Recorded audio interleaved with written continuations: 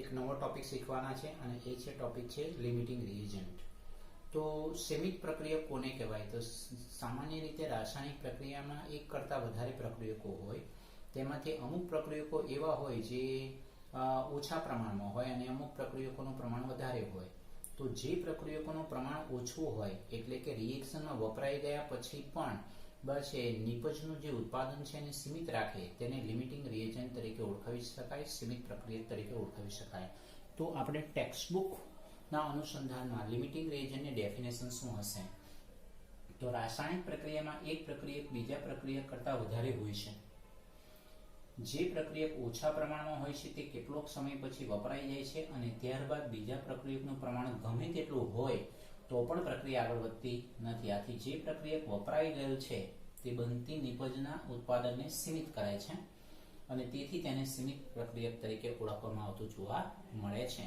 તો લિમિટિંગ રિએજન્ટની વ્યાખ્યા આ થઈ અને આ લિમિટિંગ રિએજન્ટ ઉપર આધારિત છે આપણી પાસે ટેક્સ્ટબુકની અંદર છે દાખલાઓ છે અને એની અંદર આપણા ટેક્સ્ટબુકમાં કોયડો 1.5 દરેક વિદ્યાર્થી મિત્રો કોયડો 1.5 એટલે કે ટેક્સ્ટબુકમાં પેજ નંબર 19 કાઢે એમાં રકમ છે 50 કિલોગ્રામ નાઇટ્રોજન અને 10 કિલોગ્રામ હાઇડ્રોજનને એમોનિયા વાયુ મેળવવા માટે મિશ્ર કરવામાં આવ્યા. ઉત્પન્ન થયેલા એમોનિયાની ગણતરી કરો. આ પરિસ્થિતિમાં એમોનિયાના ઉત્પાદનમાં સીમિત પ્રક્રિયકને ઓળખી બતાવો. આ રીતના આપણી પાસે પોઈન્ટ આપેલો છે, આપણે એવું ધ્યાનમાં રાખીશું. તો સૌપ્રથમ આપણે તો અહીંથી બેલેન્સ જે પ્રક્રિયા છે એ બેલેન્સ પ્રક્રિયા લખવી પડશે. તો બેલેન્સ પ્રક્રિયા છે નાઇટ્રોજન 3 મોલ હાઇડ્રોજન અને 2 મોલ એમોનિયા. તો અહીં પ્રક્રિયકમાંથી નિપજ મળે છે એ બતાવે અને નિપજમાંથી પ્રક્રિયક બતાવે એટલે આ સંતુલિત પ્રક્રિયા પ્રતિવર્તી પ્રક્રિયાનું ચિહ્ન દર્શાવેલું છે, આપણે એવું ધ્યાનમાં રાખીશું. તો હવે 50 કિલોગ્રામ નાઇટ્રોજન જે છે એટલે કે એમાં સૌપ્રથમ આપણે નાઇટ્રોજનના મોલ શોધીશું. તો નાઇટ્રોજનના મોલ બરાબર દળના છેદમાં આણ્વીય દળ 50 કિલોગ્રામના છેદમાં 28 એટલે 50 ગુણ્યા 10⁻³ છેદમાં 28 એટલે 1.78 ગુણ્યા 10⁻³ એ નાઇટ્રોજનના મોલ મળશે. એવી રીતે હાઇડ્રોજનના મોલની વાત કરીએ તો દળના છેદમાં આણ્વીય દળ એટલે 10 કિલોગ્રામના છેદમાં 2 એટલે 10 ગુણ્યા 10⁻³ ડિવાઇડેડ બાય 2 એટલે 5 × 10⁻³ એ હાઇડ્રોજનના મોલ મળશે. તો સમીકરણ મુજબ જોવા જઈએ તો ખરેખર 1 મોલ નાઇટ્રોજન સાથેની પ્રક્રિયામાં 3 મોલ હાઇડ્રોજનની જરૂરિયાત પડે. તો 1.78 ગુણ્યા 10⁻³ એ કેટલા? તો 5.34 × 10⁻³ મોલ નાઇટ્રોજન જોઈએ. આપણને રિએક્શનમાં હાઇડ્રોજનના મોલની આટલી જરૂરિયાત છે અને આપણી પાસે છે કેટલા? ઓનલી ફોર 5 ગુણ્યા 10⁻³. એનો મતલબ કે ડાયહાઇડ્રોજન એ સીમિત પ્રક્રિયક છે. આપણી પાસે 5 × 10⁻³ મોલ હાઇડ્રોજન જ છે, તેથી ડાયહાઇડ્રોજન આ પ્રક્રિયામાં સીમિત પ્રક્રિયા થશે અને આ સીમિત પ્રક્રિયકમાંથી જ એમોનિયાનો જથ્થો આપણે મેળવીશું. તો સમીકરણ મુજબ તમે જુઓ 3 મોલ હાઇડ્રોજનમાંથી 2 મોલ એમોનિયા મળે તો 5 × 10⁻³ મોલ હાઇડ્રોજનમાંથી કેટલા? તો આપણને 0.33 × 10⁻⁴ that means કે 3.3 × 10⁻³ મોલ એમોનિયા આપણને પ્રાપ્ત થતો જોવા મળે, આપણે એવું ધ્યાનમાં રાખીશું.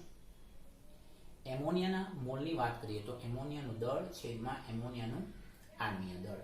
તો 3.3 × 10⁻³ અને એમોનિયાનું આણ્વીય દળ છે 17 એટલે 3.3 × 17 × 10⁻³ એટલે 56.1 × 10⁻³ ગ્રામ એટલે 56.1 કિલોગ્રામ એ એમોનિયાનું દળ આપણે પ્રાપ્ત થતું જોવા મળે, આપણે એવું ધ્યાનમાં રાખીશું. સમજાય છે વિદ્યાર્થી મિત્રો? તો આ સીમિત પ્રક્રિયકનો આ રહ્યો એક દાખલો. ત્યાર પછી સ્વાધ્યાય 1.4 સ્વાધ્યાય 1.4 તો એની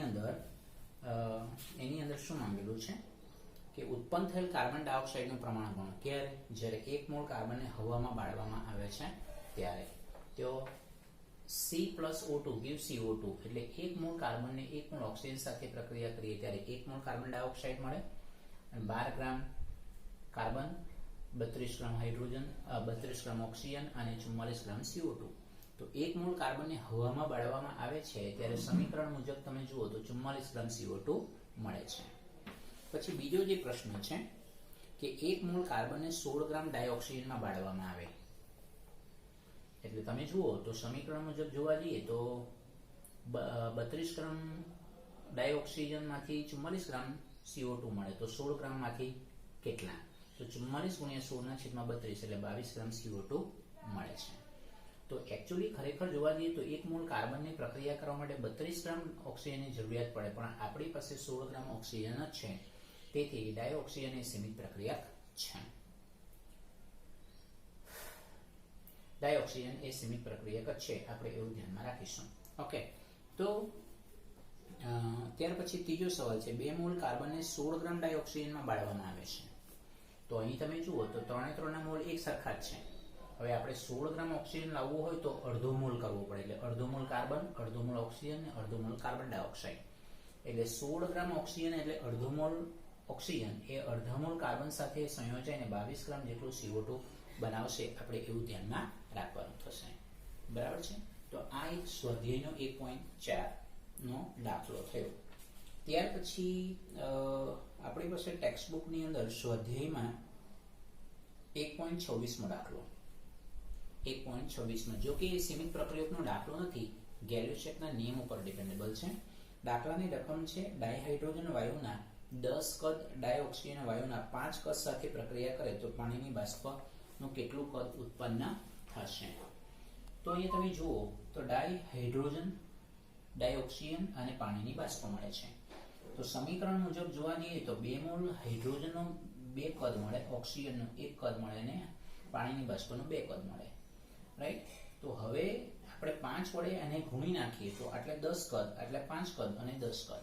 તો હવે આપણે રકમ પ્રમાણે તમે જુઓ તો કે 10 કદ ડાયહાઇડ્રોજનની 5 કદ ડાયોક્સિજન સાથે પ્રક્રિયા કરીશું તો પાણીની બાષ્પનું કદ 10 કદ જેટલું પ્રાપ્ત થતું જોવા મળે, જે આપણો સાચો આન્સર રહેશે.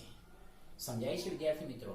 તો આ રહ્યા આપણા સ્વાધ્યાયના અને ટેક્સ્ટ બુકના સીમિત પ્રક્રિયક જે છે, સીમિત પ્રક્રિયક ઉપર આધારિત સ્વાધ્યાયનો આ 1.5 અને સ્વાધ્યાયનો 1.4 અને કોયડો 1.5 એ સીમિત પ્રક્રિયક ઉપર આધારિત દાખલાઓ છે, તો એને ધ્યાનમાં રાખીશું.